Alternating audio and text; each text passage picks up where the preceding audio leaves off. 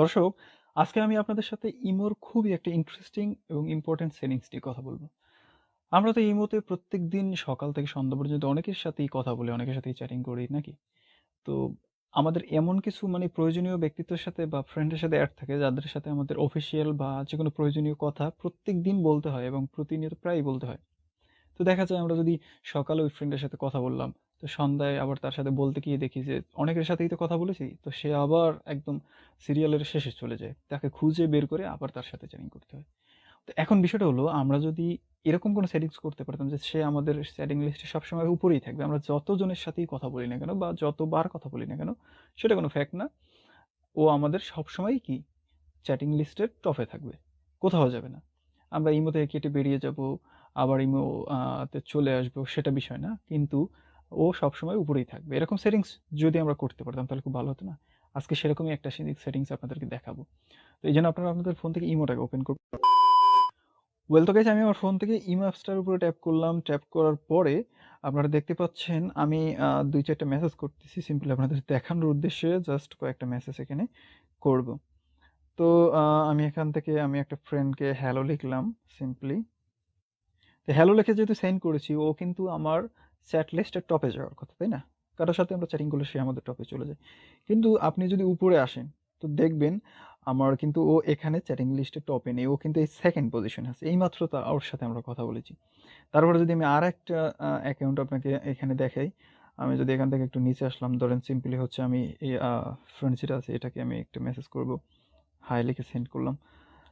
তারপরেও কিন্তু দেখা যাচ্ছে আমি যদি উপরে চলে যাই তাহলে এখানে কিন্তু ও এই যে 2nd পজিশনেই আছে।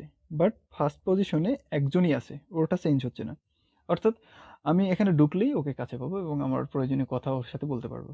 ও এখান থেকে আমার এই লিস্ট থেকে কখনই যাবে না। তো এটা কিভাবে করবেন আপনি আপনার ফোনে? সেটাই আমি আপনাদেরকে দেখাবো। তো সিম্পল হচ্ছে কি, আপনারা এখান থেকে যেই ফ্রেন্ডটাকে বা যেই ব্যক্তিটার সাথে আপনাদের বেশি প্রয়োজন, প্রত্যেকদিন কথা বলতে হয়, সেই ব্যক্তিটাকে সিলেক্ট করবেন। তো সিম্পলি হচ্ছে, ধরুন আমি একটা সিম্পলি আপনাদেরকে করে দেখাচ্ছি। আমি এই লোকটার সাথে প্রত্যেকদিন কথা বলি। তো একে আমি আমার টপে নিয়ে যাবো। এইজন্য আমি এখানে পিন টু টপ এটার উপরে ট্যাপ করব। ঠিক আছে? আপনারা কি করবেন, ১ম এ এই অ্যাকাউন্টের উপরে ট্যাপ করে ধরে রাখবেন। তারপরে এখানে আপনার অপশন দেখাবে। ফার্স্টেই পাবেন পিন টু টপ, এটার উপরে ট্যাপ করে দেবেন। ট্যাপ করে দেওয়ার পরে আপনি উপরে আসলে দেখবেন ওই যে আমার অ্যাকাউন্টটা কিন্তু এখন এই যে উপরে একদম চলে এসেছে, দেখেছেন? উপরে চলে এসেছে না? এবং আমার আগে যেই পিন করা ছিল সেটা কিন্তু এখন দ্বিতীয়তে চলে এসেছে। তো এগুলো কখনোই চেঞ্জ হবে না। আমি আপনাদেরকে দেখাচ্ছি। আমি ইমো থেকে বের হয়ে গেলাম। ইমো থেকে আমি বের হয়ে গেলাম। তারপর আমি আবার ইমোতে ঢুকলাম।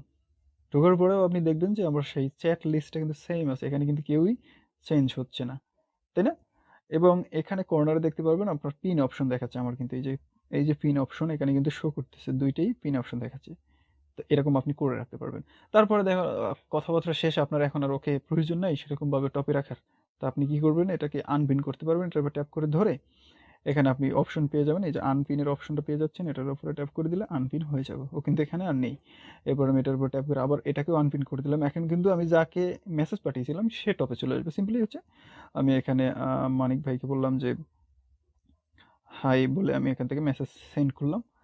এখন দেখুন, ওনাকে যেহেতু আমি মেসেজ করেছি উনি কিন্তু আমার একদম টপে চলে এসেছে। এই যে বিষয়টা বুঝতে পারছেন আপনারা? এরকম এই ইন্টারেস্টিং সেটিংসটা আপনারা ইউজ করতে পারেন। পার্সোনালি এটা আমার কাছে খুব ভালো লাগে। কারণ কারো সাথে আমার কথা বলার থাকলে বা কারো সাথে কোনো ইন্টারেস্টিং আমার কোনো কাজ থাকলে আমি তাকে এবার পিন পোস্ট করে রাখি এবং ইমোতে বা আমার ঢুকলেই তাকে আমার সামনে পড়ে এবং সেই বিষয়ে আমার কিন্তু একটা অ্যালার্মের মতো কাজ করে। মনে পড়ে যায় যে তার সাথে কোনো একটা কাজ আছে আমার। তো এটা আপনারা ইউজ করতে পারবেন। আসলেই আপনাদের ভালো লাগবে জিনিসটা। আর যদি ভালো লেগে থাকে তাহলে ভিডিওতে একটা লাইক তো আশা করতেই পারি। এবং চ্যানেলটা যদি নতুন হন তাহলে সাবস্ক্রাইব করে বেল আইকনটিকে বাজিয়ে দিবেন পরবর্তী ভিডিওর নোটিফিকেশন পাওয়ার জন্য। আর যদি অলরেডি সাবস্ক্রাইব করে থাকেন তাহলে অসংখ্য ধন্যবাদ। ভালো থাকবেন, সুস্থ থাকবেন। কথা হচ্ছে নেক্সট কোনো ভিডিওতে।